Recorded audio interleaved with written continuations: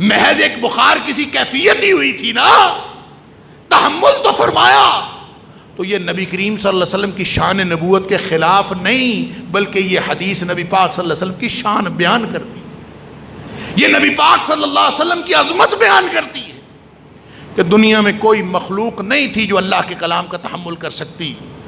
دیکھیں نا، جن کو پہلے ملا ہے کلام، چاہے انجیل ملی ہو، چاہے تورات ملی ہو، تختیوں پہ لکھی ہوئی مل گئی، تختیوں پہ لکھا ہوا کلام ملا، لا کے قوم کو دے دیا، اور یہ تو کام ہی بڑا آسان ہے کہ تختیوں پہ لکھی ہوئی کوئی چیز ہو آپ پکڑیں اور لا کے دے دیں۔ جب اللہ کا کلام دل پر اتر رہا ہو نا، اس کو تحمل کرنا، فرمایا پہاڑ بھی نہیں کر سکتا تھا، تو اللہ نے نبی پاک صلی اللہ علیہ وسلم کے قلب اطہر میں وہ طاقت رکھی تھی کہ نبی پاک صلی اللہ علیہ وسلم اس کو برداشت کر لیں۔ لہذا بات جو سمجھ میں آئی وہ یہ ہے، میرے بھائیوں، میرے عزیزوں اور میرے بزرگوں اور میری بہنوں، کہ قرآن عظمتوں کا منبع اور ماخذ ہے۔ جتنی عظمتیں آج تک ملی وہ قرآن کی وجہ سے ملی، چاہے وہ زمان کو ملی ہوں، چاہے وہ مکان کو ملی ہوں۔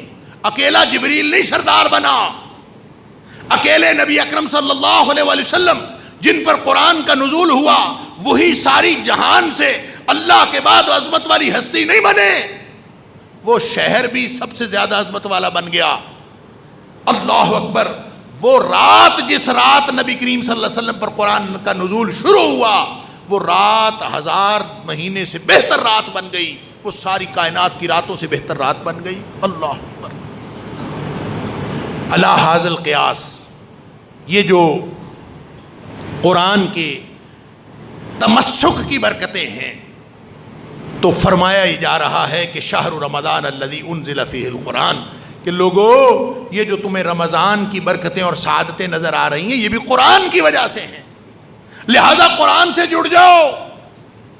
جس نے یہ عظمت لینی ہے، نبی پاک صلی اللہ علیہ وسلم نے کس وضاحت فرمائی، حضرت عمر فاروق رضی اللہ تعالیٰ راوی ہے، فرمایا ان اللہ تعالی یرفع بہذا الکتاب اقواما، اللہ اس کتاب کی وجہ سے بہت ساری قوموں کو عروج نصیب کرتا ہے، وَيَضَعُ بِهِ آخَرِينَ، اور بہت ساری قومیں زوال کا شکار ہو جاتی ہیں اسی قرآن کی وجہ سے۔ گویا جس نے قرآن کا حق دیا وہ عروج پا گیا، اور جو قرآن کو قرآن کا حق نہیں دے سکا وہ ذلیل ہو گیا۔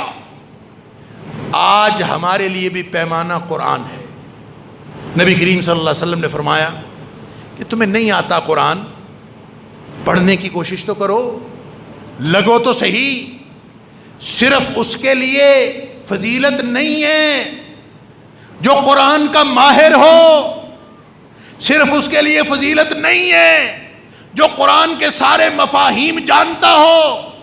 فرمایا خیرکم من تعلم القرآن وعلمہ، قرآن پڑھنے پڑھانے میں لگے رہو، تم ساری مخلوقات سے بہترین مخلوق بن جاؤ۔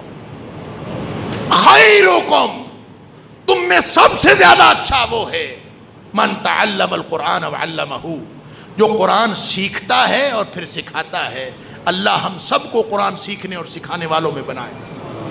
5 حق ہیں قرآن کے، کوشش کیجئے یہ رمضان میرے اور آپ کے لیے، ہم سب کے لیے، یہ ہماری زندگی کا ٹرننگ پوائنٹ ثابت ہو۔ ہماری آج کے بعد کی زندگی قرآن کے نام لگ جائے، ہماری زندگی کے، ہماری صلاحیتوں کے، ہمارے پاس جو کچھ ہے، ہم سب کچھ اللہ کے قرآن کے نام لگا دیں۔ ہم قرآن کے ساتھ لگیں گے تو انشاءاللہ دنیا اور آخرت کی عظمتیں ہمارا انتظار کر رہی ہیں۔ نبی کریم صلی اللہ علیہ وآلہ وسلم نے فرمایا اس سے جڑ جاؤ، اس قرآن سے۔ میں عرض کر رہا تھا 5 حق ہیں، میں ایک حدیث عرض کر کے بات ختم کرتا ہوں۔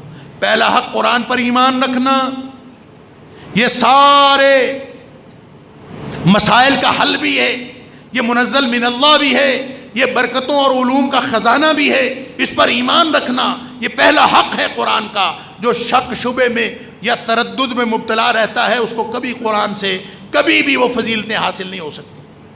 دوسرا حق قرآن کا، قرآن کو پڑھنا، چاہے نہیں مفاہیم سمجھ میں آتے پھر بھی پڑھتے رہو، یہ بھی حق ہے قرآن کا.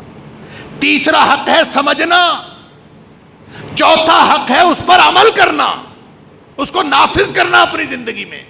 اگر انفرادی زندگی ہے تو انفرادی میں نافذ کرنا، اجتماعی زندگی میں کوئی اختیار ہے تو اس میں نافذ کرنا. اور پانچواں حق ہے اس کو آگے پہنچانا اور ساری زندگی آگے پہنچاتے رہنا. اگر یہ 5 حق ہم قرآن کے دے دیں تو قرآن ایک بڑا ہی باوفا ساتھی. نبی کریم صلی اللہ علیہ وسلم نے فرمایا یہ قیامت کے دن سفارش کرے گا. اقرأوا القرآن، اور میرے صحابہ قرآن پڑھتے رہا کرو.